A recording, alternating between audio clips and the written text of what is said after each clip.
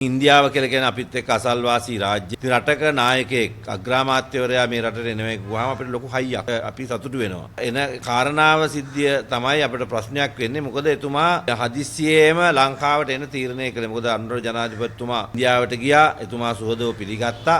ලංකාවට එන්න කියලා මෝදි ජනාධිපතිවරයාටත් ආරාධනාවක් කළා. එතුමා සත්භාවයෙන් ඒක පිළිගත්තා. ඒ වගේම එතුමා එන එක අපි සතුටු වෙනවා. මොකද එතුමා හොඳ Hindu භක්තිකයෙක් වගේම හොඳ බෞද්ධයෙක්. ඒ නිසා එතුමාගේ දළදා වහන්සේ වන්දනා කිරීම ඇතුළු පූජනීය ස්ථාන නමස්කාර කිරීම සඳහා එතුමා බලාපොරොත්තු වෙනවා. සංගවිච්ච කාරණා කීපයක් තියෙනවා. එකක් තමයි ගිවිසුම් කීපයකට අත්සන් කිරීම නියමිතව තිබෙනවා. මේ මොනවාද ඒ ගිවිසුම්? එකඟතාවයන් මොනවාද කියන කාරණාව අපිට ප්‍රශ්නයක් වෙලා තියෙනවා. රටේ ජනතාව විදියට ගිවිසුමක් අත්සන් කරනකොට අන්තර්ගතය මොකක්ද කියලා රටේ ජනතාවට දැනගැනීමේ ප්‍රජාතාන්ත්‍රික අයිතිවාසිකමක් තියෙනවා. දෙරට අතර ආරක්ෂක ගිවිසුමක් අත්සන් කිරීම සඳහා නියමිතව තිබෙනවා කියලා සඳහන් වෙනවා. එක කාරණා අපිට තොරතුරු ලැබිච්ච හැටියට. එතකොට ඒ ආරක්ෂක ගිවිසුමේ අන්තර්ගතය මොකක්ද? එතකොට ඒ ආරක්ෂක ගිවිසුමෙන් තවත් රාජ්‍යයකට අපේ රටේ ඉඳලා පහර දීමට එකඟ වෙන්න පුළුවන් ආරක්ෂක හේතුන් මත තමන්ගේ අපේ ඉන්දියාවට බැරි මේ එකක් අපේ යටතේ අපේ රාජ්‍ය යටතේ ඒ ආරක්ෂක විධිවිධාන තර කරගන්න පුළුවන්කම තියෙනවා තවත් රටකට පහර දීමක් සඳහා. ඉතින් රටේ ජනතාව දැනගන්න එපා ඒක. ඒ නිසා අපිට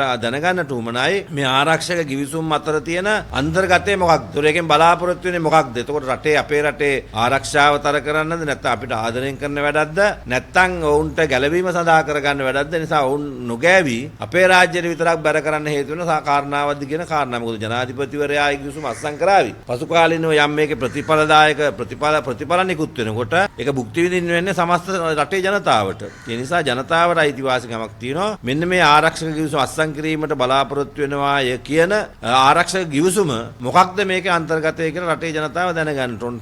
නමුත් මේ වෙනතුරු ඒ ආරක්ෂක ගිවිසුම පිළිබඳව රටට දැනුවත් කිරීමක් නැහැ. මොකද දැන් ඒ කාලේ අපිට මතකයිනේ වෙනත් රාජ්‍යයන් තියෙනකොට වෙනත් ආණ්ඩු තියෙනකොට ජනතා විමුක්ති පෙරමුණ ඒ වෙලාවේදී රටක නායකයෙක් ආවොත් ඔවුන් එක්ක ගහන ගිවිසුම්. ඇයි රටේ ජනතාව දැනගන්නට අයිතිවාසිකමක් නැද්ද? රටේ ප්‍රජාතාන්ත්‍රික අයිතිවාසිකමක් තියෙනවා. ඔවුන්ට ඒක දැනගන්න. ඉතින් ඒ නිසා එහෙම කියපු ආණ්ඩුවක් එහෙම කියපු පක්ෂයක් ආණ්ඩු බලය ලබා ගත්තට පස්සේ ඒතකොට ඔවුන් අපි බලාපොරොත්තු වෙනවා රටේ ජනතාවට යම් රාජ්‍ය නායකයෙක් ඇවිල්ලා ගිවිසුමක් අත්සන් කරනකොට ඒ ගිවිසුමේ අන්තර්ගතය මොකක්ද කියලා ජනතාවට කියන්න ඕනේ. එතකොට මේ ආණ්ඩුවත් ඒ විදිහටම ක්‍රියාත්මක කරනවා. ඉතින් වෙනත් ආණ්ඩුව මේ ආණ්ඩුව අතර වෙනසක් නැහැනේ.